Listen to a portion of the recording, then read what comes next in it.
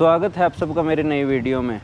मैं इस टाइम अपने होटल के बाहर खड़ा हूँ और मेरा होटल राइस फील्ड्स के बिल्कुल बीचों बीच बना है। ये देखिए, ये पीछे मेरा होटल है और ये सारे राइस फील्ड्स हैं। मेरा होटल राइस फील्ड्स के बिल्कुल बीचों बीच बना है। मेरा होटल है त्रिदेवी रेजिडेंस। यहाँ मुझे लगभग 2000 रुपये पर नाइट के हिसाब से रूम मिल गया था।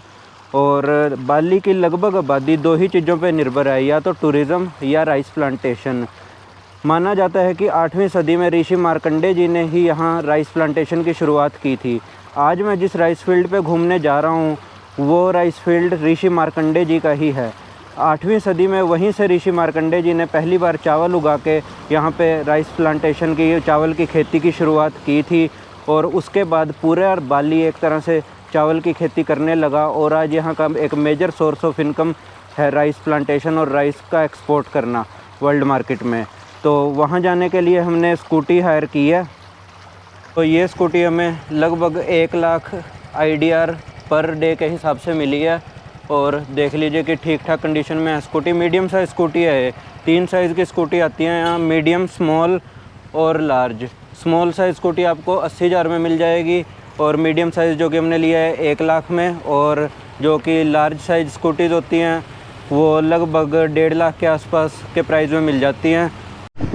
निकल दिए हम राइस फील्ड्स की ओर और आपको रास्ते में जाते हुए मैं बाली के सड़कों के व्यूज़ भी दिखाता हूँ कि कितना ग्रीन एरिया है सारा और वेल मेंटेन्ड ग्रीनरी है, साफ़ सफाई है।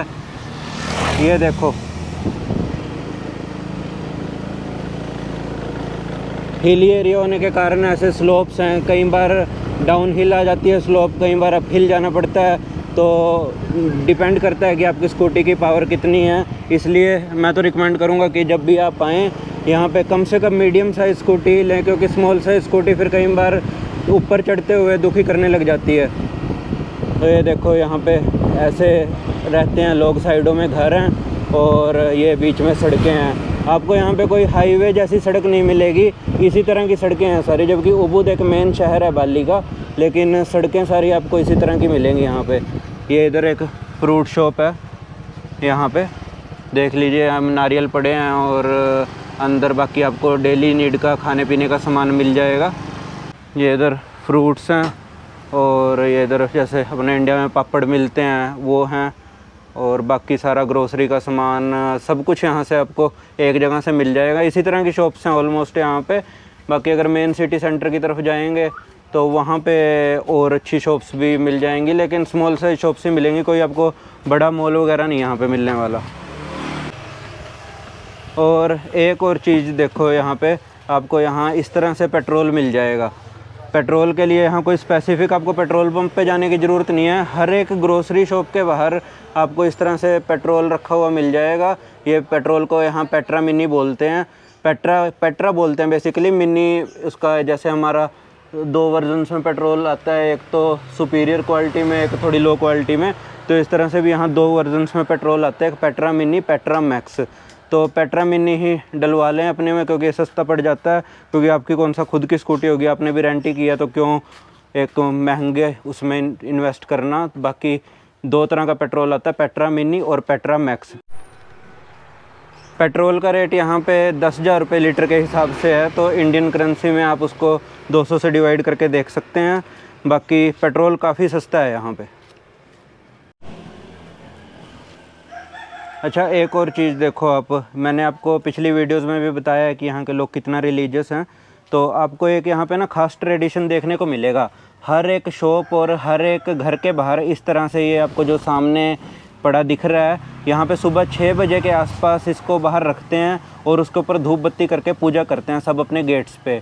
और हर एक घर के शॉप के गेट पे आपको इस तरह से ये भगवान जी की मूर्ति लगी हुई मिल जाएगी।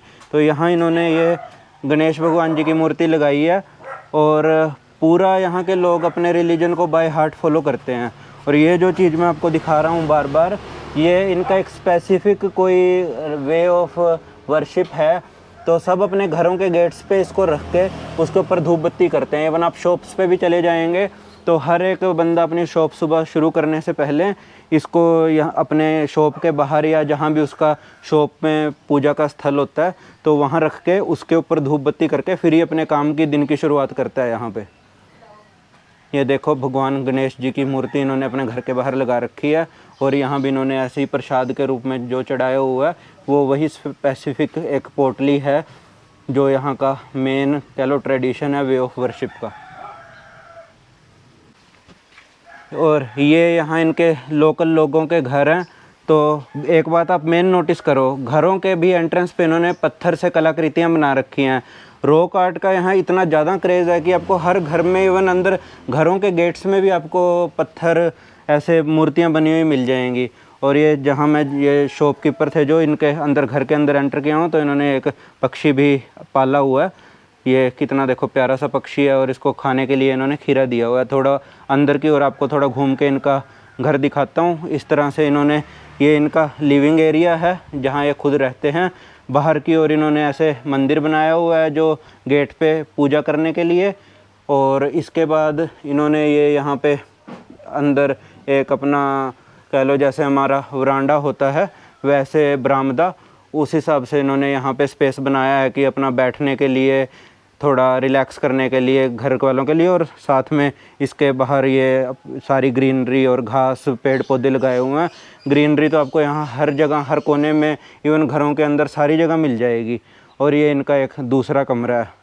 देखो आप एक चीज़ की खासियत देखो, यहाँ पे घर भी इन्होंने इस तरह से, जो एंट्रेंस है गेट्स की, जो बाहर की बनावट है, जो सब कुछ है वो इस तरह से बनाई हुई है कि जैसे हमारे उधर इंडिया में मंदिर की शेप होती है, इस तरह से इन्होंने घर बनाए हुए हैं अपने। और ऊपर घरों की जो छत है वो सारी एक स्लांटिंग वे में है, क्योंकि यहाँ बरसात काफ़ी ज़्यादा होती है। और उसके ऊपर इन्होंने कुछ, छत के ऊपर भी आपको जो एक छोटी सी प्रतिमा नज़र आ रही होगी, वो आप यहाँ हर किसी छत पे आपको देखने को मिलेगी। वो भी यहाँ के एक तरह से कुछ मान्यता है, रिलीजन से रिलेटेड है कि हर एक बंदा अपनी छत पे इस तरह का कुछ चिन्ह बनाता है। अगर आपको दूर से नज़र आ रही हो, और कहीं जाके आपको थोड़ा और क्लैरिटी से दिखाने की कोशिश करता हूँ मैं। ये इधर इनका वरांडा है। घर तो स्पेस वाइज तो छोटा ही है, लेकिन बनाने का वे देखो आप, कितना रॉक आर्ट कितना कमाल का किया हुआ है। सारे इवन अपने घरों में इतना कमाल का रॉक आर्ट किया हुआ है इन्होंने। ये देखो यहाँ पे जैसे मंदिरों के बाहर आपको मूर्तियाँ देखने को मिलती हैं, वैसे इन्होंने अपने घर के गेट्स पे भी मूर्तियाँ लगा रखी हैं।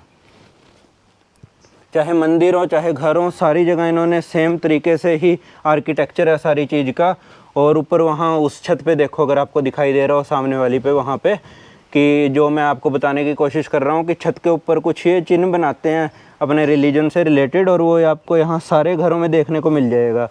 ये यहाँ इनके घर का पिछला बरामदा है, जैसे हम अपने हरियाणवी में लोकल लैंग्वेज में उसको बेड़ा बोल देते हैं पंजाबी में। तो उस तरह से पिछला पोर्शन है घर का।